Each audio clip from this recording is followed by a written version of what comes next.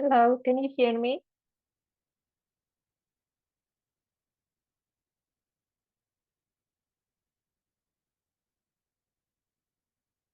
Can you hear me? I can hear you. Okay, thank you.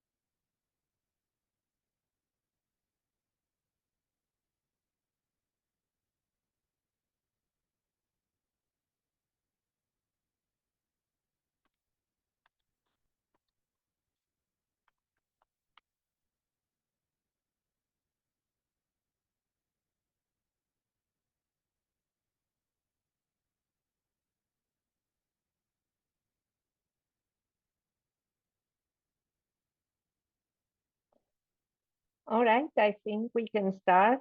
Can everybody hear me? Yes, ma'am. All right, thank you.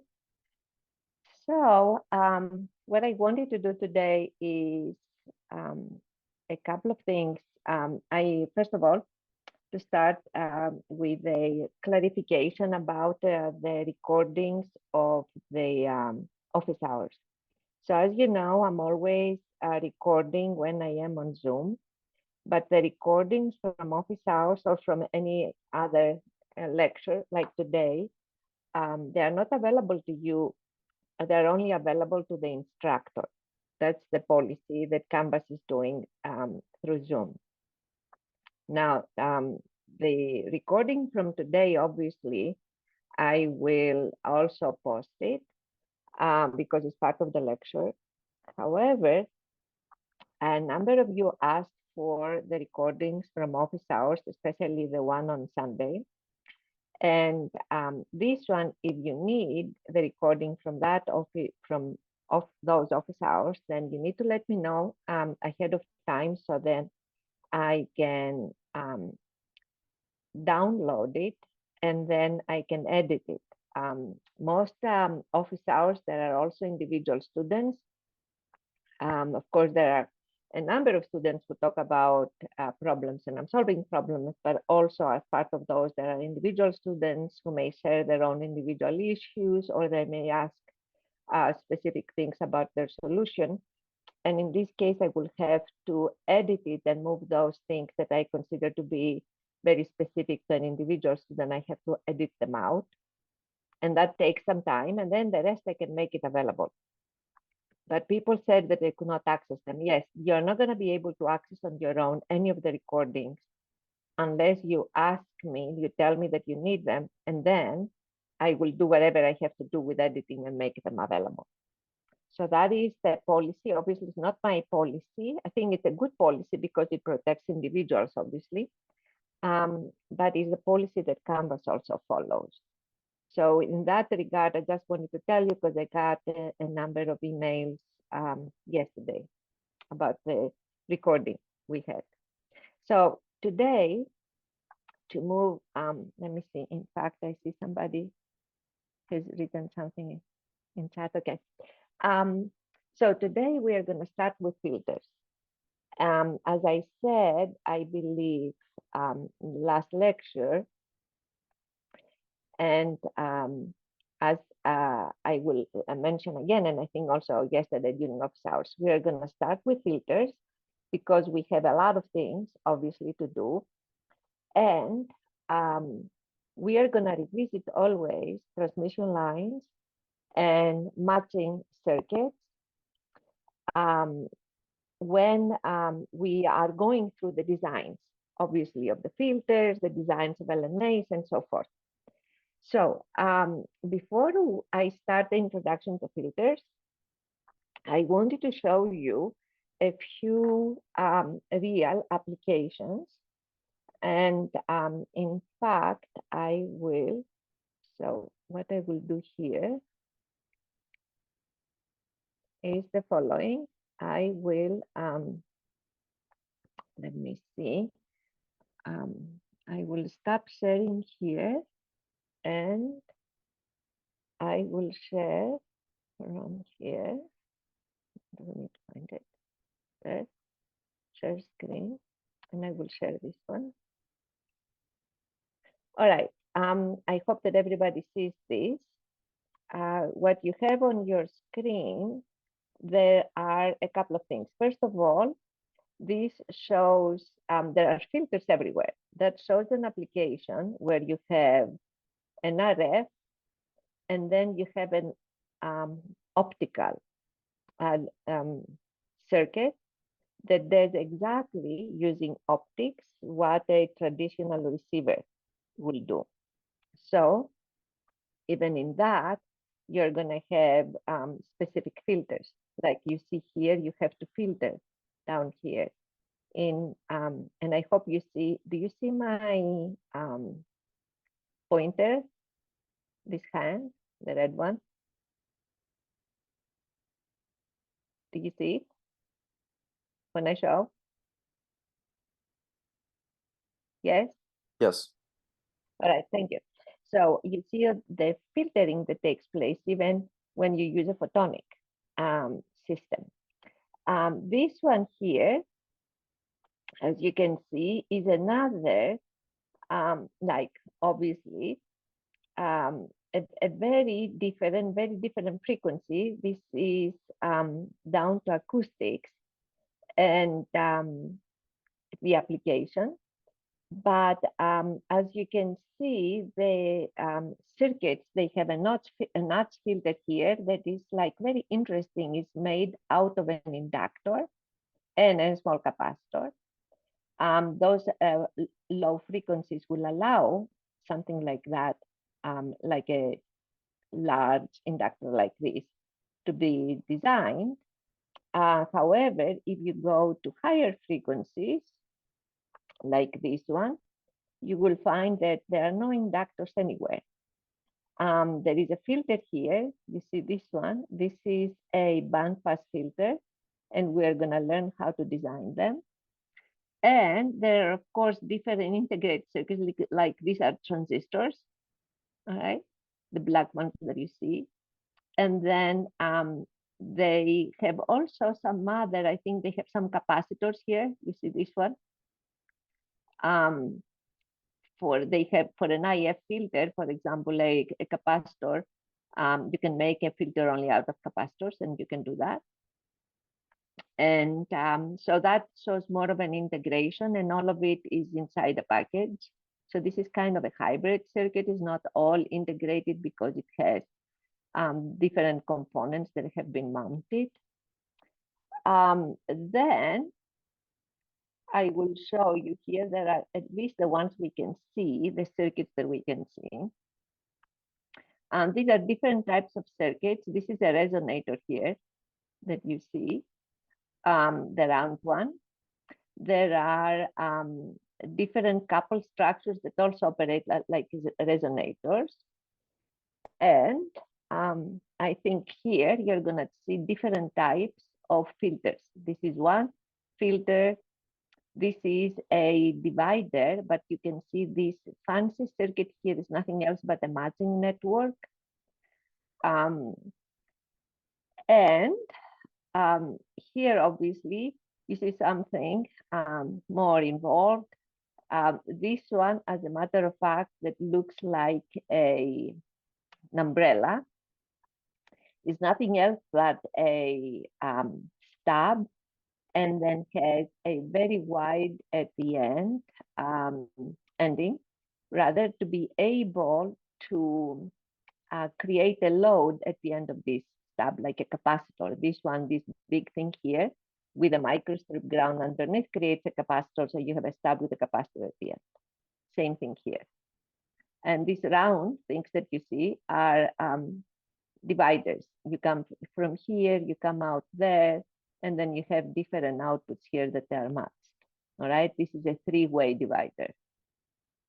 So here, this is a two-way divider, and so forth, two-way divider also. This is just the dividers are looking different, like this one is a three-way. This divides in all directions the same. These have preferential division of the power. So in any case, I just wanted to show you some circuits, how they look. Of course, there are many more than you can see. There are some other circuits here that they have. This one, as a matter of fact, is just a transmission line that they try to put in a small space. This is an inductor, as you can see. And obviously, they need an inductor in that case to be able to match a transistor.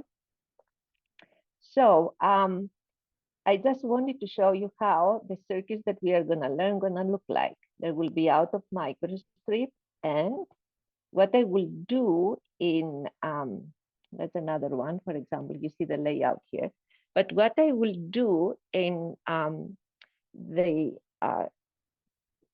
project that I'm going to give you for the next 2 weeks is to design a matching network. And then also part of this is going to be a filter. And in fact, what I will gonna do that I have not finalized it yet, but it's going to probably be something that we have already seen, a matching network. And I'm going to ask you to use ADS after you materialize it with microstrip, all of this theory, to use ADS, to enter this to ADS and find how it operates over frequency. That is going to give us then a way to go to the following project where you're going to do a filter separately, design a filter and put it on ADS, and then we'll continue with the low noise amplifier. So for the project. In any case, that's what I wanted to show you before we start the introduction of filters. And I wanted to see whether you have any specific questions about how the circuits may look like. The last thing I'm going to say before you ask any questions is that different circuits look different for one very specific reason, because they are designed for different applications. But the fundamental designs are the same. The implementation is different. So you have theory for the design of filters, for example, or theory for the design of matching networks. They start looking different only after you decide on how you are going to materialize them. If you use microstrip, they're going to look in one way. If you use a hybrid circuit like this one, where you have also components that you place them, then it will look different. If you would use an optoelectronic network, they will look different.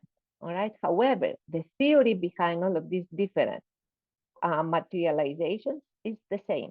So that's what I want you to keep in mind. Any questions before we continue? Any comments?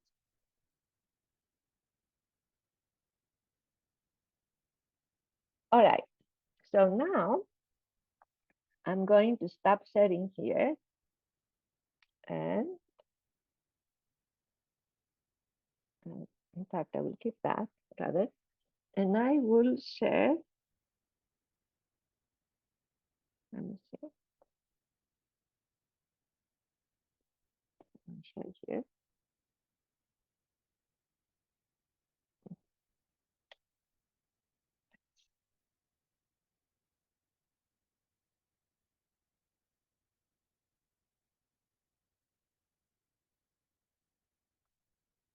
All right. So I have to find out Zoom. Let's say, okay. Yeah, other is share content screen.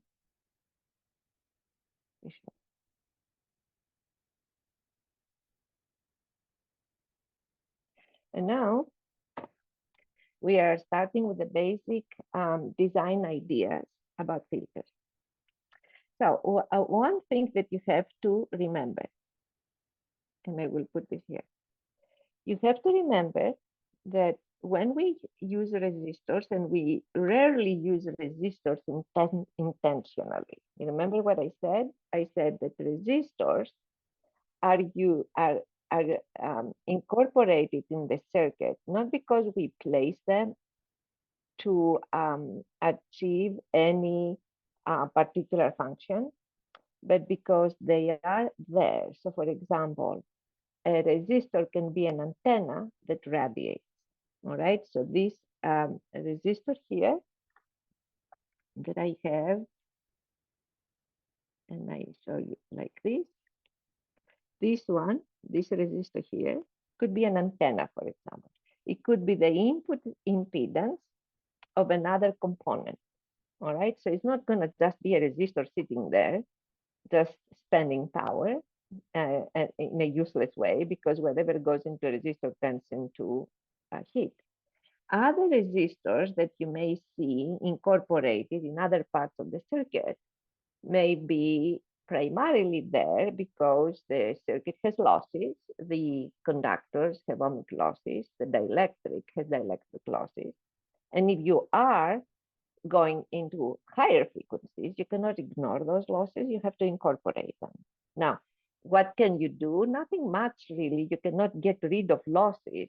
You cannot get rid of ohmic losses unless you use superconducting circuits and you cool them down, all right, to like 70 Kelvin, or unless you have uh, dielectric losses. And in that case, if your initial material has high dielectrics, then you try to find something else to replace it. At the end of the day, however, you will have losses somewhere. And then when you start including in going to higher frequencies where you need to be more accurate in how you calculate the performance of the circuit, then you will have to include those losses and will be small resistors. Some of them will be in the form of a series resistor, some of them will be in the form of a shunt conductance. However, here we are introducing the theory of filters as we did with matching networks without assuming ohmic losses, either conductor losses or dielectric. All right, we'll do the same thing. So we'll assume that we have perfect conductors and we have perfect dielectric. So second, the components that are responsible for a frequency dependence are the capacitors, because capacitors look like this. The equivalent impedance of a capacitor is a reactive, of course, impedance, and is minus j 1 over omega c, or 1 over j omega c.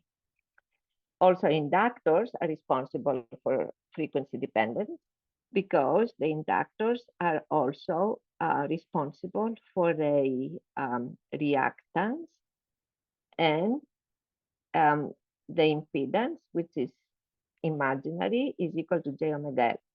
To be accurate in the way we name the various quantities here, this 1 over j omega c is called an impedance, but j omega c is called susceptance. All right, so those, the way I have explained them, are in the form of an impedance. If you write them in the form of an admittance, then the reactive part of an admittance is called many times susceptance. I don't use that word because I'm not in favor of too many very unique names that eventually can create more complexity. But in case you read a book, another paper, and they talk about susceptance, you need to remember is the imaginary part of an admittance. Okay, so now in the following, we are going to try to place different capacitors and inductors, starting with an inductor, in different arrangements, and then see exactly what is the impact in frequency of the presence of these inductors and capacitors in those arrangements. So I'm starting with a series inductor, and I place it in a way that creates a two-port.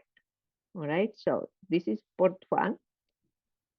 And always in the ports of any two-port, we assume that we have, if anything, if there is a reason to have a particular length of the port by itself is a transmission line with a characteristic impedance Z naught equals 50 ohms, unless I specify it to be something different.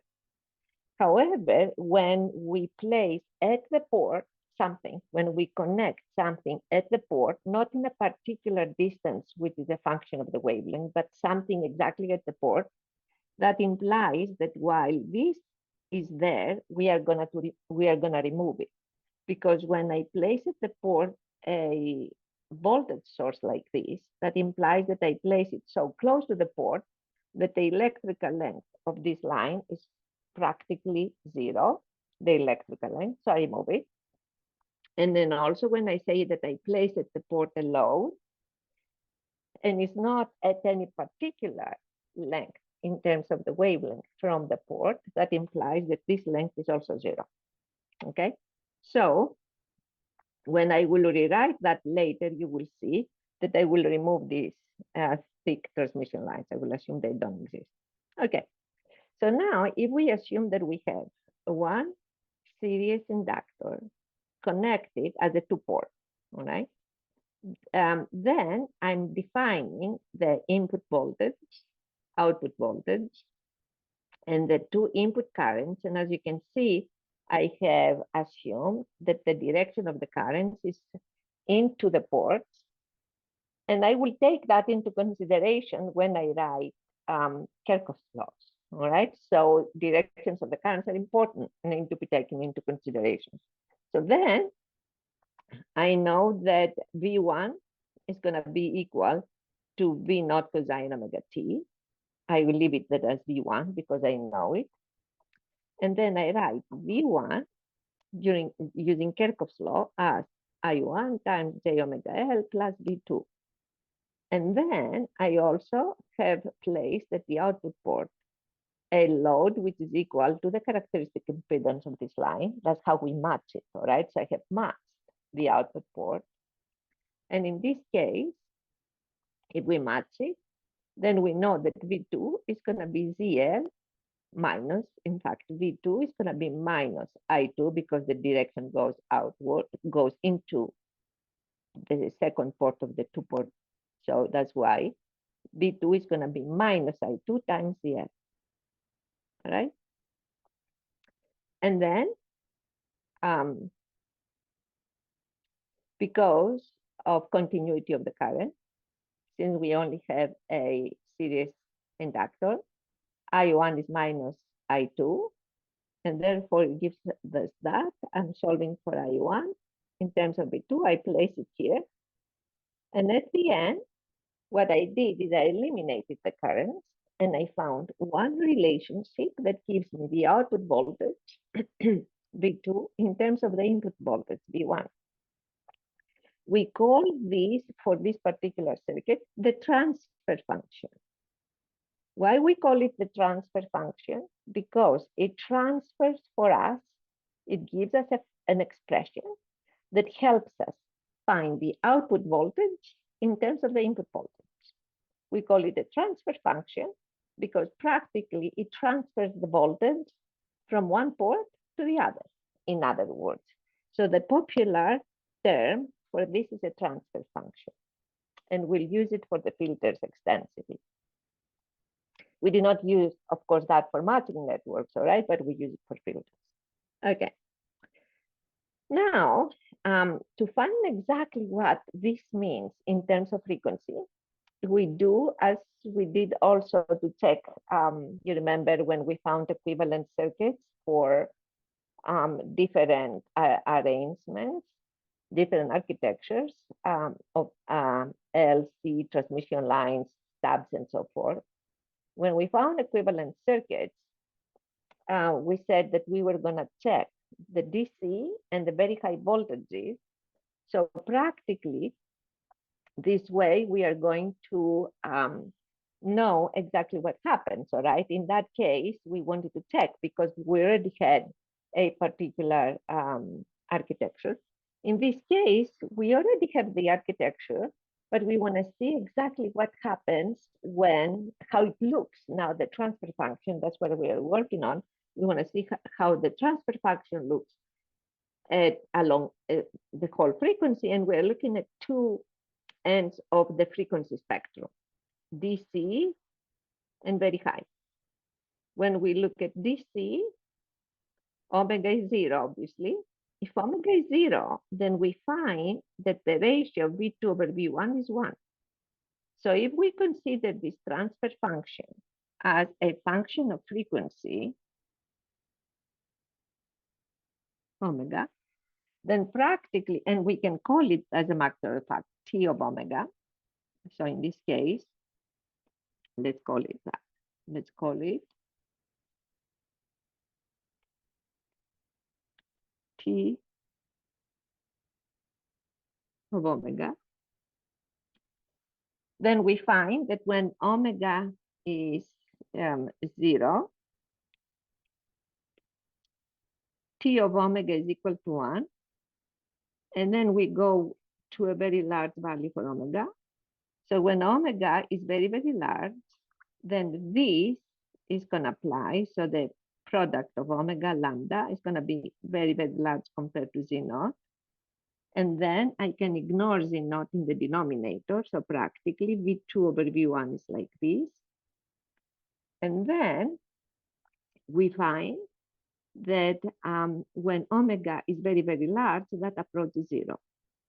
So then if we were to plot the magnitude of the transfer function, so here I can call this to be the magnitude of omega, then we find that it's high at low frequency. So I plot it as a function of f or omega actually. Is one for very low frequency, and then it becomes very small as 1/omega, as you can see from here. It goes down, and then it goes asymptotically to 0. That is called a low-pass filter, all right? When the transfer function, the output versus the input, it could be a transfer function instead in terms of voltage, it could be a transfer function in terms of current, but it shows what happens to the output of the two-port when the input is excited. And then we find that it allows the low frequencies to go through, but it stops the high frequency. So it's called low pass. Now, let's take the same inductor and put it in a shunt configuration. Now, I do the same thing here. I excite port B1, and I'm looking at what happens at port B2. So here now, I have, I put Kirchhoff's laws at this point where the three currents come. The sum of the currents is 0. And then I write this, obviously, and then I write the Kirchhoff's law for the voltage. And then what I do, I eliminate the voltages, I keep the currents, and what I find is a very simple relationship that shows how much is the output current I2 compared to the input current I1. This is also called the transfer function because it transfers the current now. I can also show that as a t, as a pi rather, to differentiate, right? So as a pi of omega. So this is a transfer function. It's the function that shows what happens to the output when I excite the input in a two-port. Now, again, I test it with DC when omega goes to 0. And then I find then when omega goes to 0, this goes to 0 here, and this goes to 0. So the ratio goes to 0. While when omega is very large, so I can eliminate Z naught because Z naught here compared to J omega L is so much smaller, so I can eliminate Z naught. And therefore, the ratio of these two, when omega becomes very, very large, is approximately equal to -1. And therefore, the magnitude of this, which also I can call the magnitude of the transfer function,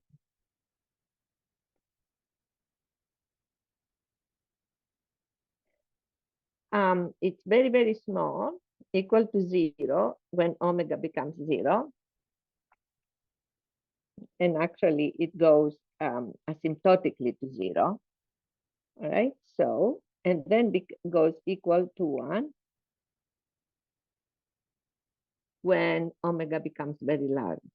Therefore, it stops the current from going through when omega equals 0, because of, and that happens because the inductor becomes a short circuit.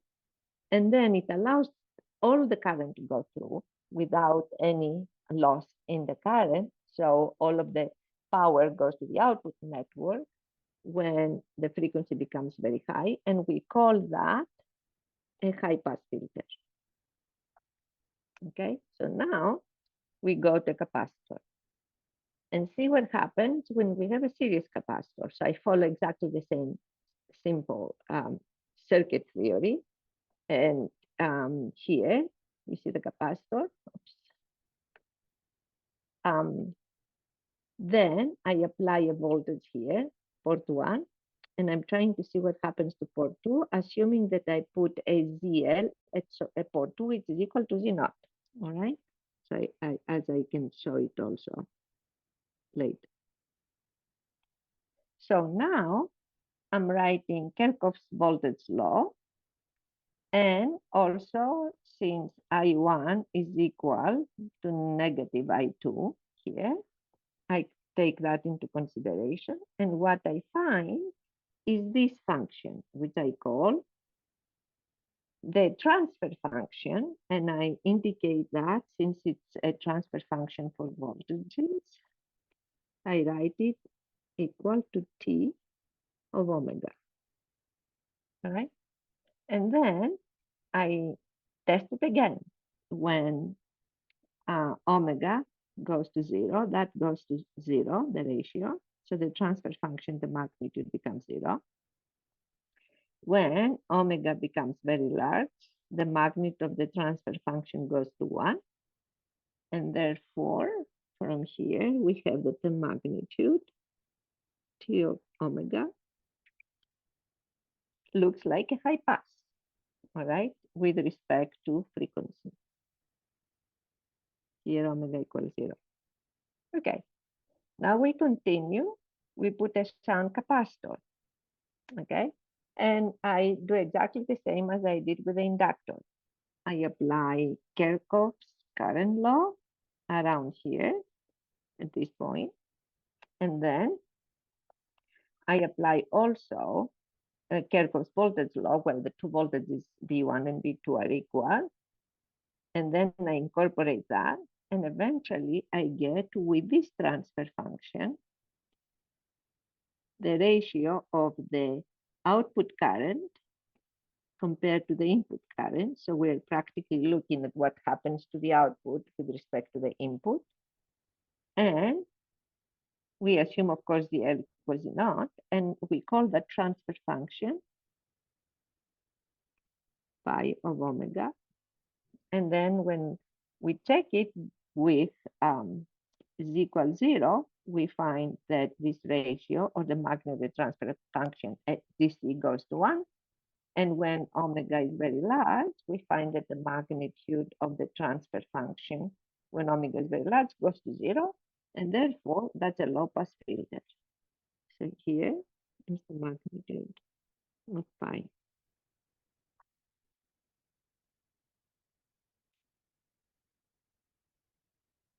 Okay.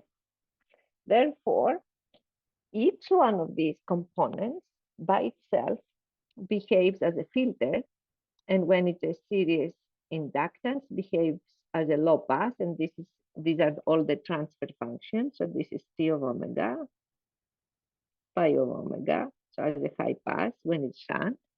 The capacitor operates like a high pass when it's in series, and a low pass. Let me see, make sure that I have those also. Shunt is T and phi. And okay, so it's T and phi, and then I have T and phi. And then I have phi, T and phi. Okay, so we have these transfer functions here. Therefore, what I have here is the following. Now we are trying to summarize.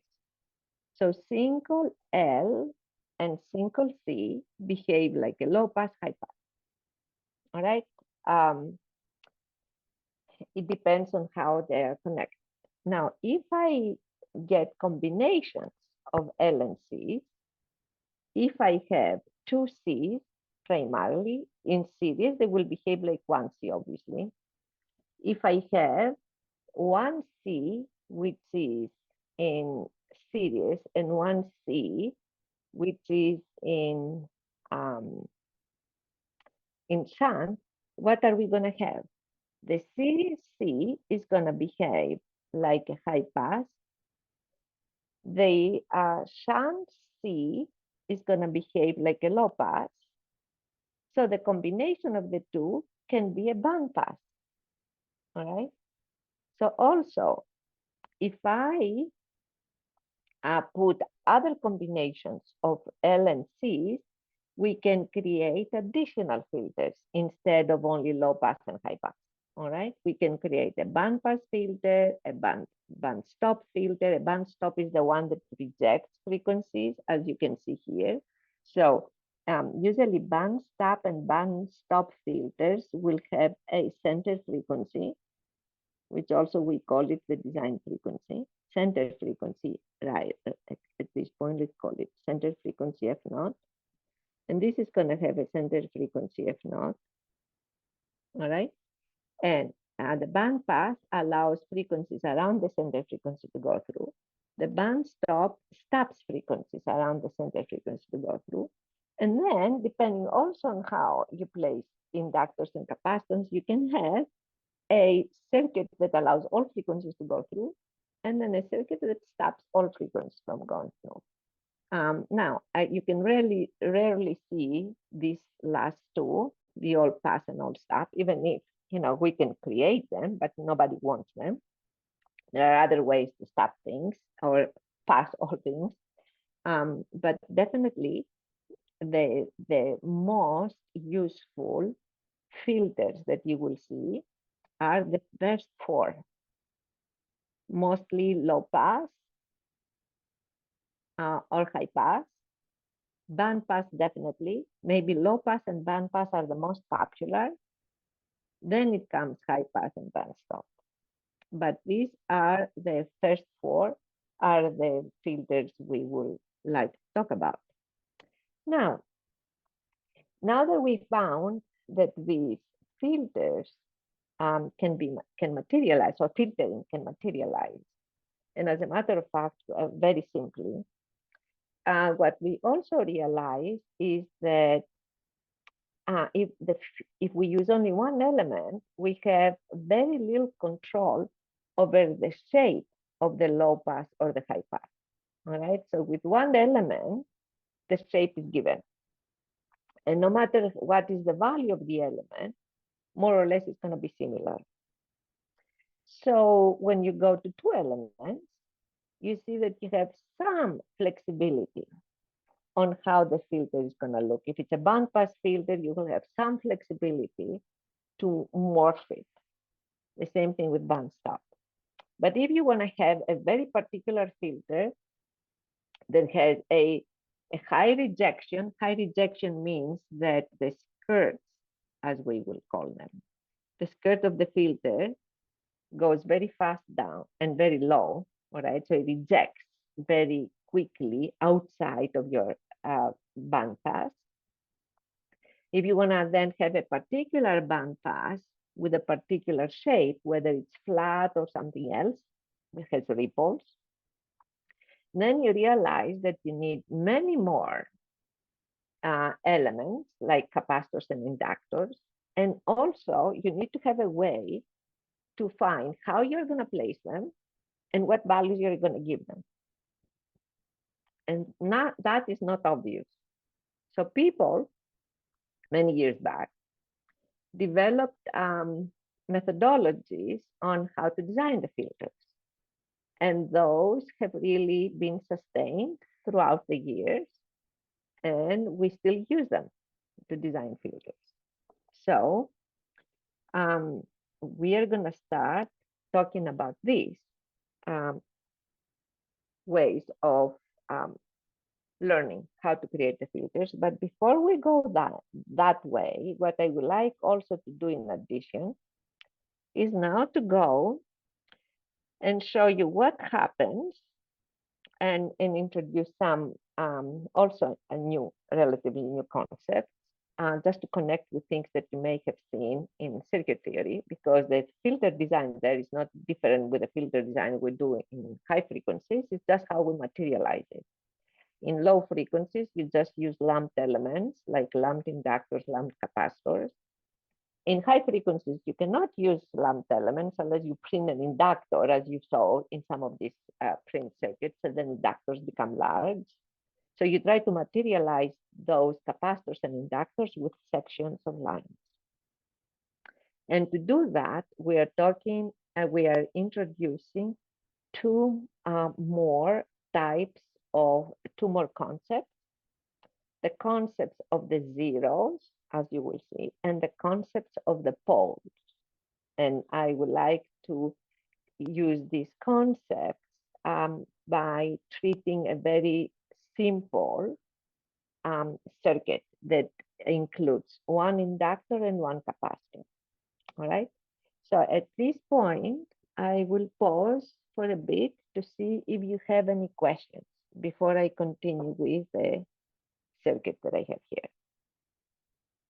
Any questions?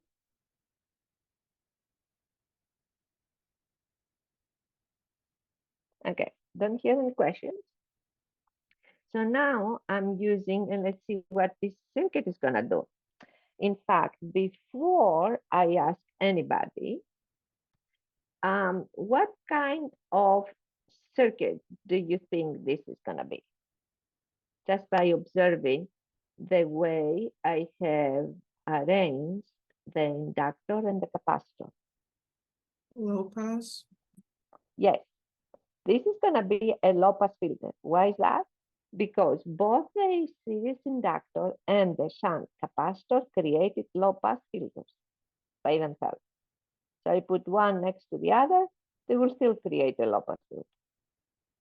So, however, I'm going to see what they're doing to this low pass filter now that I have two of them. You remember that I told you that we want to find a way to control the values of these so I have some kind of a desired performance, a desired transfer function, all right, over versus frequency. So let's assume that I have an L and a C, all right? And then now, as I did before, I will assume that I excite port 1 with V1, and then I place a matching, what I will do as a matter of fact here, yes, I place a matching impedance, Z naught, at port 2, all right, which is in fact this, what this helps me do is eliminate the transmission line from port 2, all right, because if I place a matching load at any point of the transmission line, the input impedance between the output on the output port between the two nodes of the output port is going to be Z naught, as you can see here. Here, all right. So by placing a Z naught somewhere here on the line, I see a Z naught impedance here, and that's what I wrote here. And V2 is the in the circuit now where I have eliminated this line because I matched it. I see that V2 is nothing else but the impedance, the voltage, excuse me, that applies across this. And since I place that to match the line, is the voltage that applies across this combination of Z naught with C. Okay. So now we write Kirchhoff's laws. We write, first of all, that V2, all right, is, we use a voltage divider, is the voltage that applies here, and therefore is equal to the parallel, the impedance, which comes as the parallel combination of these two, divided by the total impedance between j omega L and the parallel combination of these two. Okay, so practically this one gives us these two equations. This is just circuit theory. And from here, we find that the ratio, or V1, let me erase that for a moment, sorry. We find that the ratio of V2 over V1 is equal to this one. Now, of course, this is a low pass because when I put omega equals 0, then I have 1. So now I take one more step here. As you can see, what I do, I normalize Z naught. I normalize, excuse me, impedances with respect to Z naught and admittances with respect to Y naught.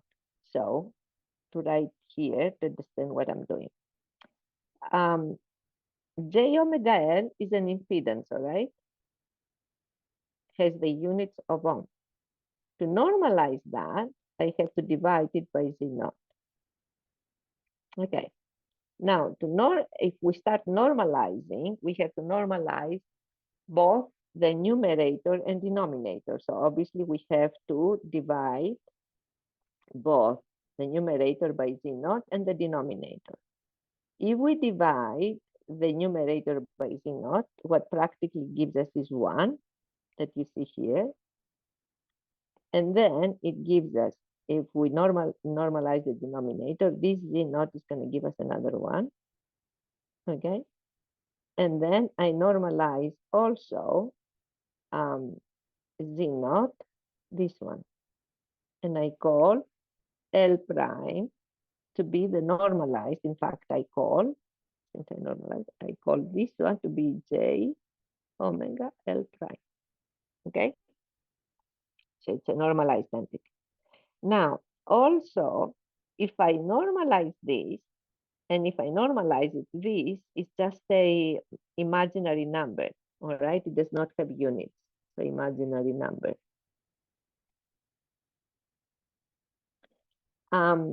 Also, J omega C, since it's a susceptance, is a reactive part of an admittance, I have, and the units for that are Siemens, I will have to divide it with a characteristic admittance, which in fact gives us this. So I call this C prime, and then that gives us J omega C prime, which is also an imaginary number. So everything is a number, all right? So by normalizing, I removed the units, and now this number here, the ratio of these two numbers, is a ratio of numbers.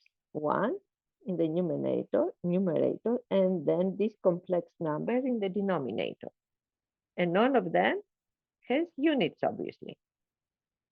Okay, so now what do I do? Now I write this, and in a way, I'm replacing J omega with S. Now, this S is nothing else but the S you see in Laplace transformation. All right, you have seen Laplace transformation in circuits. So if I do that and I get rid of J, then practically I turn the expression for the transform function, all right, for this circuit that I have, to this form. And what do you see here? Here I have one constant up here that depends on the values of L and C prime. And then I have a second order, like a quadratic equation with respect to S in the denominator. All right. Now, because this is quadratic in form, that tells us that we can take this quadratic expression and put it, as you remember from mathematics, in two products. In two products where each one of them has S plus a constant, P1, and this constant is going to depend on C prime and L prime C prime, and then also P2, just a second constant. Now, these P1 and P2, and I will highlight that, P1 and P2, which are two constants, do something very interesting. if S is equal to minus P1, what happens to the ratio of V2 over V1? If, let me write it here, if S becomes minus P1, what happens to S plus P1? What happens? Becomes 0. Therefore, when this becomes 0, what happens to this function? This function goes to infinity.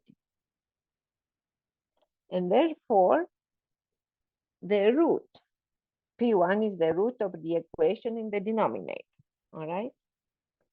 A denominator, which is written in this form, and then has two roots, can be written in this form. Each one of these two roots are called the poles of the transfer function, all right?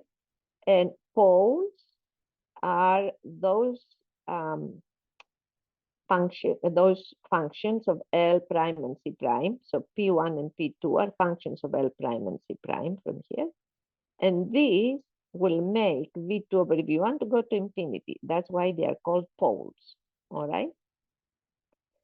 Now, because of this function, in the most general form, we can say that if we have any combination of of L and C, or 1L, 1C, any combination of L and C, so that we can generalize the above and say it can be written in the form of a numerator function of S, oops,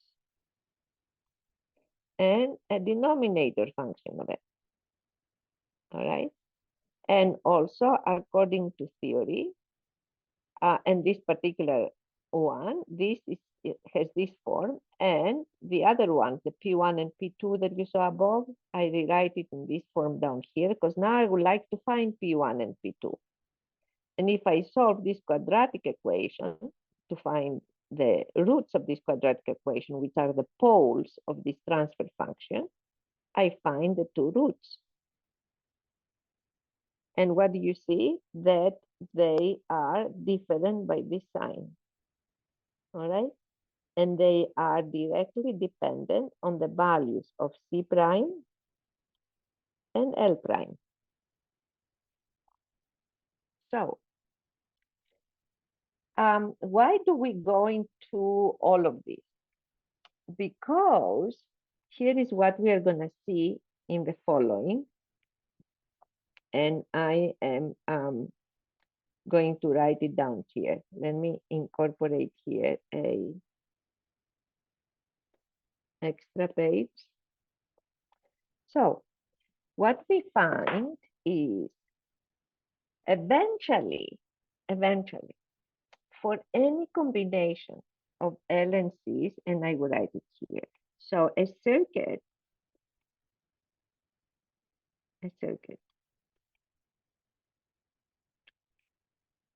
that has series and shunt elements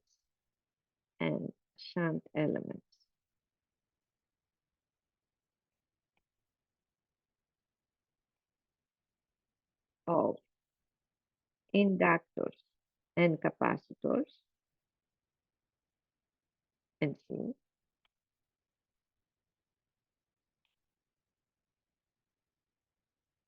can take the following form, that can have a transfer function rather, which is a function of omega, but now since we have called S to be F equal to J omega, I will write that equal to T of S. Then that has a numerator, N of S, and denominator, D of S.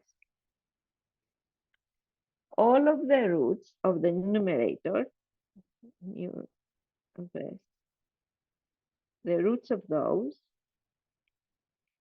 and I can write them as S minus, say, S1,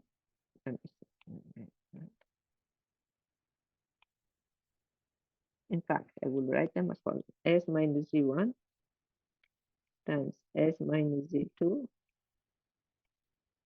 times S minus Zn minus 1, and then denominator D of S that has poles, all right? And the roots here, we call them zeros. So in fact, roots, but also, and let me call those roots 0 here. All right, roots here are called zeros because the roots make the numerator 0, and the denominator has also roots which we call poles. So the roots of the denominator are called poles, and we write it as S minus P1, S minus P2, S minus P sub m minus 1, where n and m are the orders, like orders of capacitors and inductors we have in the circuit. So when we write then the transfer function as T of S,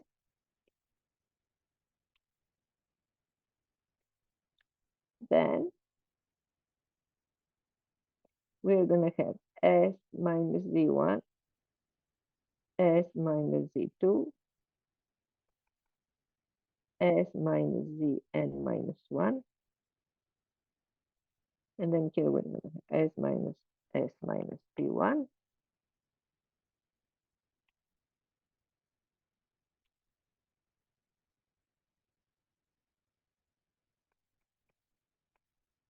S minus P2, S minus P n minus 1, or m minus 1. All right. So now if we were to place this function, T of S, and make it a function of frequency, which in fact here we call S. You remember S is nothing else but J omega, rather. So S. Then we take T of S, and T of S is going to look like this for a specific application. So, right, let's assume if it were to be a band pass, it will look like this.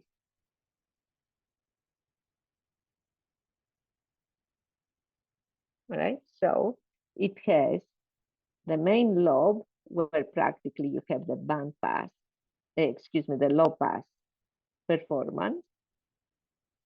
And then you have all of these side lobes. And you see, depending, of course, of whether you have losses in your filter or not, a filter without losses will probably have, at these points, you're going to have your zeros.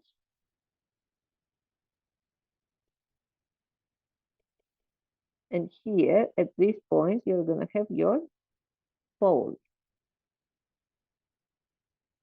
They will be responsible at your frequency for these poles, and so forth in characteristics.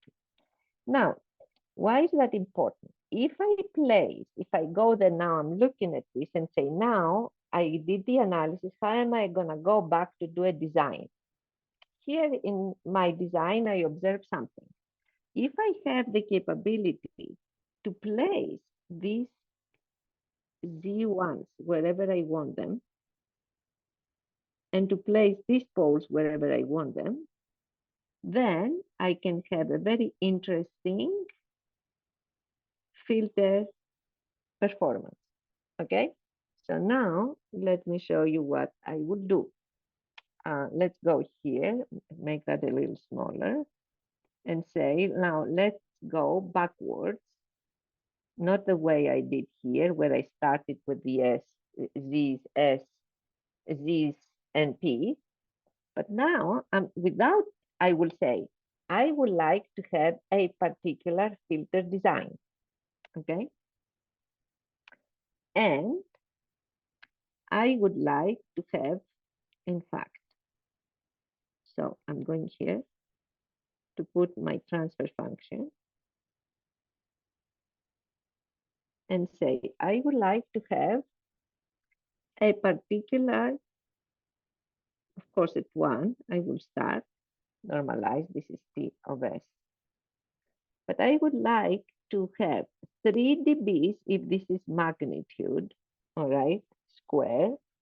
If we take the magnitude square of the transfer function, we are talking in power, all right? Why? Because the transfer function is either voltages or currents. So you need to remember, let's say, for example, in what we found, this is going to be either V2 over V1, all right, second port over the first, or a current, I2 over I1, depending on how you have your circuit laid out.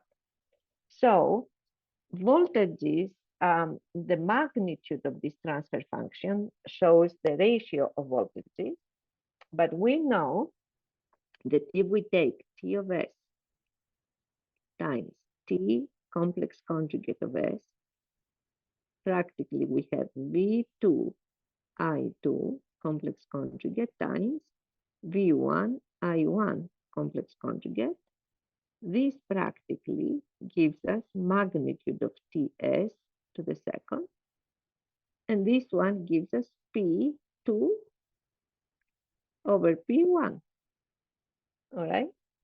So practically the magnitude of the transfer function gives us nothing else but the ratio of the powers, the input power over the output power over the input power.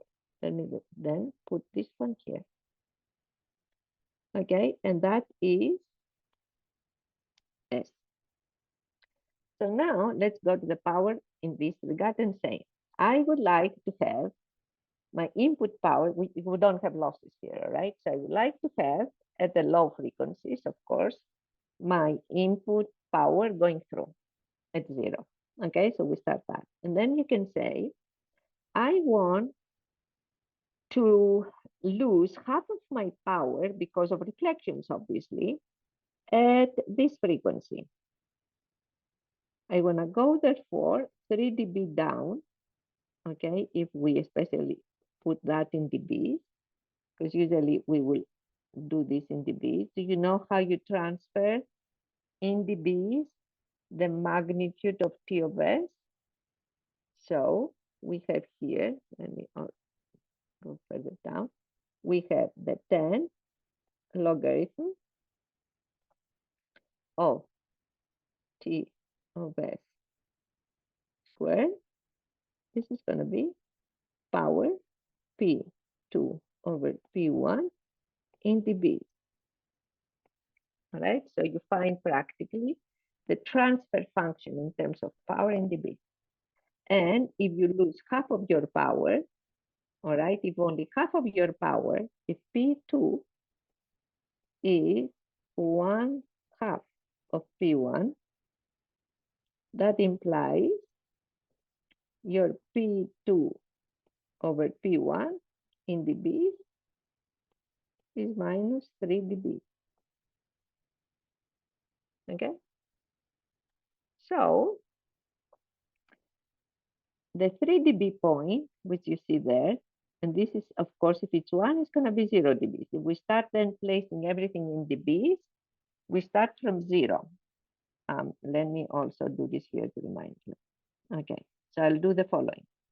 I'll put, first of all, 1, and then I will put, this is equal to 0 dBs. Then I will put 0.5, 0.5 in 0.5, which is half of the power through, and this is equivalent to minus 3 dB, I remind you, and so on. Minus 3 dB. All right, and so on. So you can say, I want to lose 3 dBs at this frequency. You set it yourself. So that say is S0. That's the 3dB or S3dB, as you will see it sometimes. That is called the 3dB point, meaning half of your power is lost there. So you can say, I would like to start here, and then I will start losing power until I go to 3 dBs at this point. That's called the 3 dB cutoff. Okay, all right? And then you can say, now I want to make this very sharp going down. The only way to make it sharp if I put a 0 here. All right, so I put my 0 there. And then I can squeeze it and make it very sharp down if I put all of my zeros one close, one next to the other, because this is not going to be able to go very far. Okay, let me increase it a little bit. Gonna go like that, and then it's gonna go like that, and then like this, and then like this, and so forth. And if you do that, then practically you have created a more complex filter, but you have placed your zeros and you have designed your filter performance by placing the zeros and also the poles, right? In the poles, the function does not go to infinity, obviously, because there is the complex, even if they are poles in the denominator, when one of these poles goes to 0, there is something happening at the top that eliminates, does not force this to go to infinity. So it goes into a smaller, a higher value, but not infinity. Okay, so now this is a filter that you have designed. If you start like this, then you design a filter. The question is, how do I go from this picture here to getting L and C's, L and C's, because since I have many zeros and I have many poles, that implies that I will have many L's and many C's. And people found a way to go from the zeros and the poles to L's and the C's. And we're not going to solve this. There is no need to go how you design, how do you derive, all right, the L's and C's from poles, but we are going to show, we are going to articulate, if you like, the design process in a way that you will, from the 3 dB point, from the rejection rate, which says, as a matter of fact, how fast it's going to go down, then these two numbers will tell you how many of the, at what frequency, obviously, all right? It will tell you how many inductors you need or capacitors, how many total number of reactive elements you need. And then they will give you options to place them one after the other in an interleaving way. As we will see that, I'm just describing here. And eventually we will also get formulas on how to calculate them. So we are gonna go into this without going through the math that takes us from here to L and C values. All right, I just want you, however, to know, if you read about filters and say, I have a multi-pole filter, for example, a lot of engineers, when they design filters with good performance, they may say that I have 10 poles in my filter. What that really means is that they have created a very high rejection. And if you have 10 poles, that means that you have at least 10 of some elements of capacitors or inductors. That's what it means. Sometimes you see publications and papers that talk about filters in terms of the poles and the zeros. That's why I wanted to introduce that, so you don't feel when you read something about the filter in the literature that this is something foreign. Okay, so I will stop here for that. I would like you to absorb it. So I will put the theory of this for the lecture today. And then I will also, since I have taken the recording of that, I will upload the recording this evening, so you can come and read that. The homework this week is going to be a very simplistic homework in filters, and then the quiz too. One quiz this week. I'm not going to give you more than that. We already have 8 so far. So I'll give you one quiz this week and a simple homework on filters and a project that is going to have a design of a matching network, but you will use ADS. So in this project, you're going to have more work to learn the ADS and use it than to design the matching network. And I will upload this between today and tomorrow. All right. So any questions so far?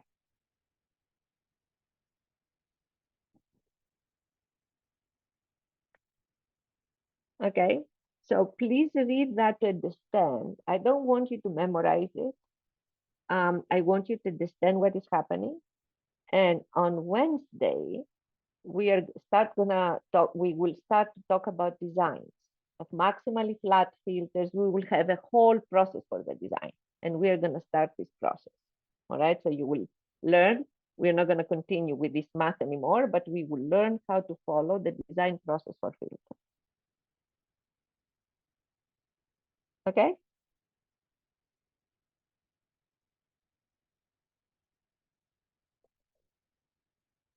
If Sounds you don't have, good.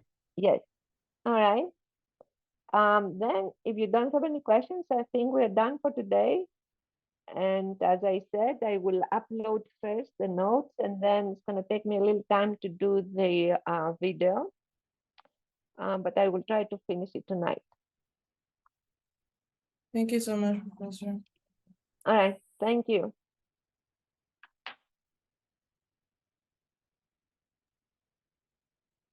Thank you, Dr. Katani. You're welcome, thank you. I do have one quick question, if you don't mind. Yes, of course. In the plot with all of the poles and zeros, are we always going to have a lot of poles and zeros like that creates that ripple, or will we often just have a couple of poles and it just dies off to infinity? It depends on the design of the filter. Sometimes you're going to have multiple of those. Sometimes you're going to have fewer. Okay. All right, you're going to see them when you place everything. Since we are not going to do that kind of design the way I showed you here, we're not going to select poles and zeros, but we're going to follow the design process. When you put it on ADS, you're going to see how the filter is going to look like. Sometimes the filter is going to have these kinds of side lobes, as we call them. Some other times will be more soft as it goes down, depending on how many elements you have and how you place them. Yes, ma'am. Okay. Okay, that makes sense. I'm just trying to relate it to what I've learned and done with filters previously. And Yeah. it makes sense. How did you do filters previously in the circuit arena? Well, we did some simple filters with like capacitors and inductors at really low frequency, and then some stuff with op amps. And we also did something with the op amp. It's called the Salin key circuit, and you can get like depending on the component values you choose, you can get pretty much any filter you want out of it. So Yeah, we did some stuff with that, but that's obviously all very low frequency, and so I was just kind of trying to relate what's going to change when we. Yeah. So in the circuit design, you're going to start with what we call a prototype. The prototype, we're going to talk about this next time. The prototype has only L and C. So in reality, the prototype is a low frequency. All right. That's why they call it prototype. It's kind of a low frequency construct of a filter that has L and C values. And then from there, we will go through a number of transformations to go to higher frequencies, to go and have realistic impedances. You will see how we go. And then eventually, also more transformations that will all go through like a recipe rather. And then these ones will allow us to materialize the filters from microstrip or coplanar waveguide and things like that. But Okay. in reality, yes, the first step is going to be like what we call the prototype, and that's going to be like an LC kind of circuit, Okay. very similar to low frequency. Yeah. Okay. So you Great. will Well, see that. I look, Yeah. I look forward to it. All right. Okay. Thank you. Have a good evening. All right. Bye-bye. Thank you. Bye.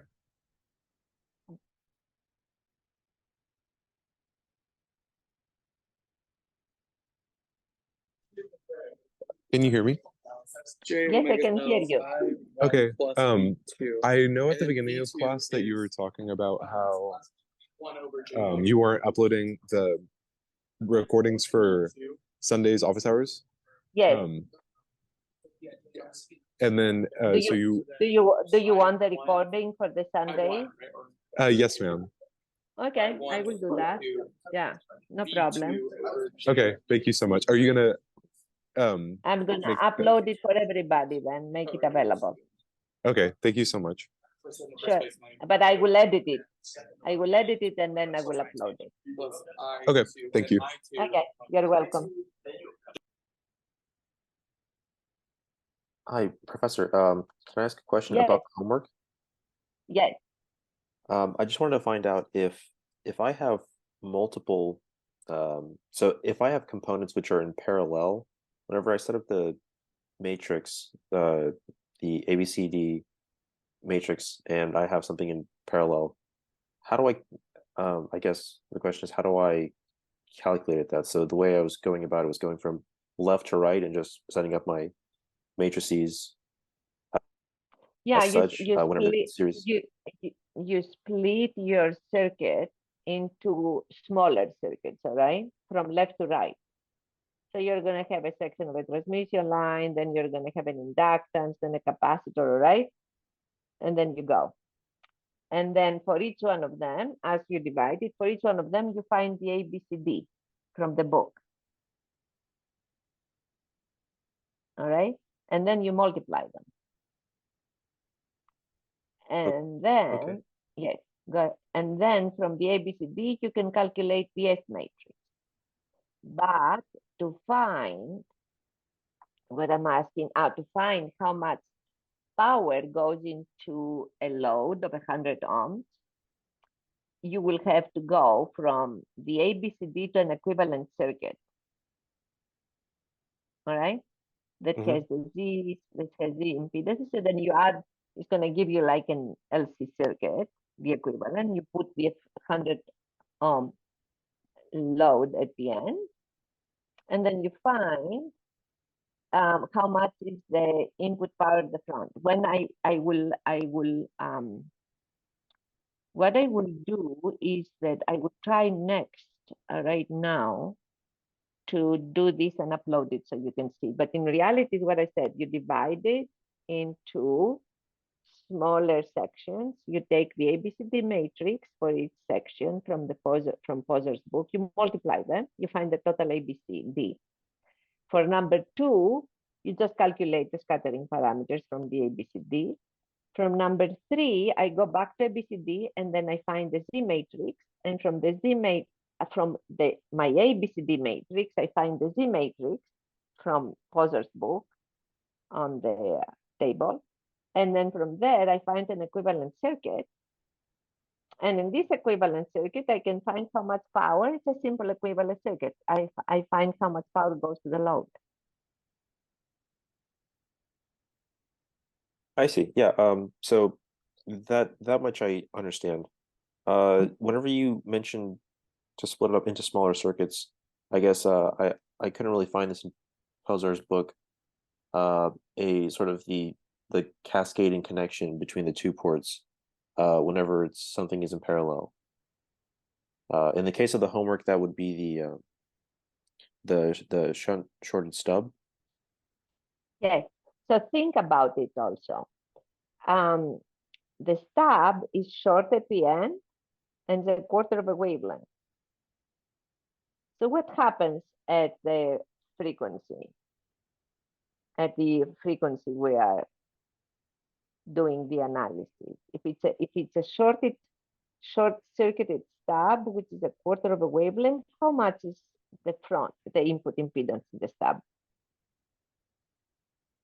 What kind of an It seems like you're trying to clue into 0. not zero, infinite, Oh, okay.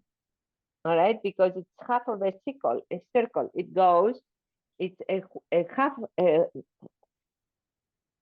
of a wavelength gives you the same. If it's infinite, then it's half a wavelength. If it's infinite at the end and it's half a wavelength, then the input impedance is also infinite. If it's 50 ohms at the end and it's half a wavelength, the input impedance is 50 ohms of that section of the stub.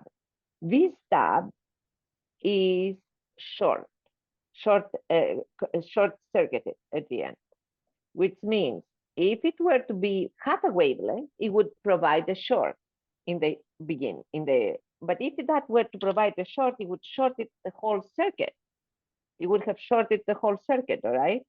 The circuit will not have nothing at the output.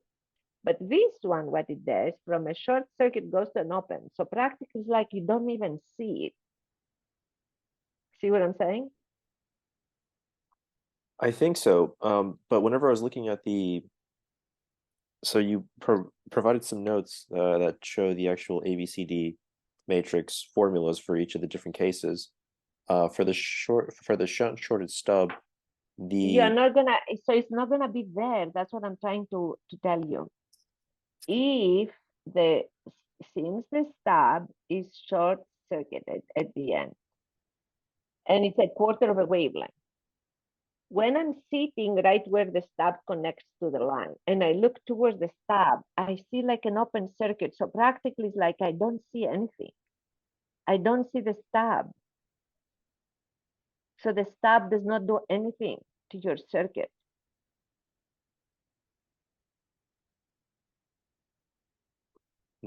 Okay. Interesting. To think of this differently, a shunt stub, what does it do to the line in general? It loads it, all right, with and shunt impedance. Does it do that? What does a stub do? What does it do to your transmission line if it's a shunt stub?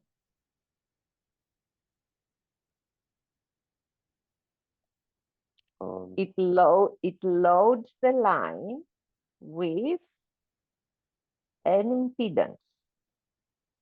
Shunt, therefore, is equivalent to a shunt reactance, rather.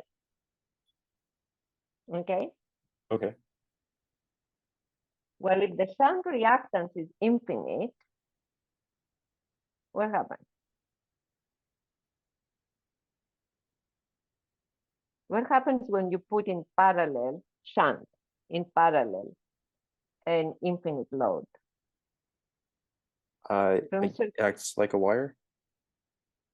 It's not a wire, infinite. Infinite load means large. You don't see anything. There is no current that goes through. Okay, it's like an open circuit. Infinite load means open circuit. Okay. Okay, so let me see. I'm gonna write here for a second. Okay.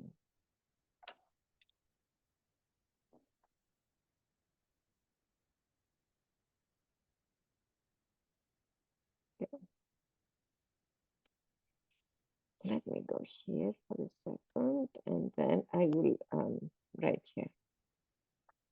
Okay, so you have a transmission line.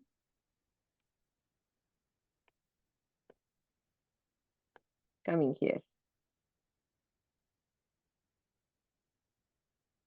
And then to this transmission line, I connect the shunt stub.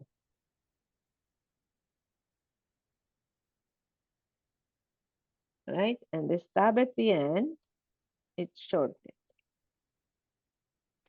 Now, for any other length of line, if it's short, so this is short. For if the line here is not defined, the length of the stub is not defined, then that would have been equivalent to the transmission line like that, where instead of the stub, I would have a shunt load. Do you agree with that? Okay, yeah. Okay. Now, this is lambda over 4.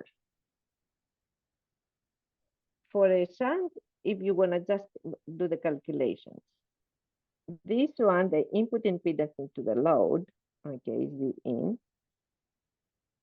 To find that, it will be, assume that the stub has a Z0 characteristic impedance, would be Z0.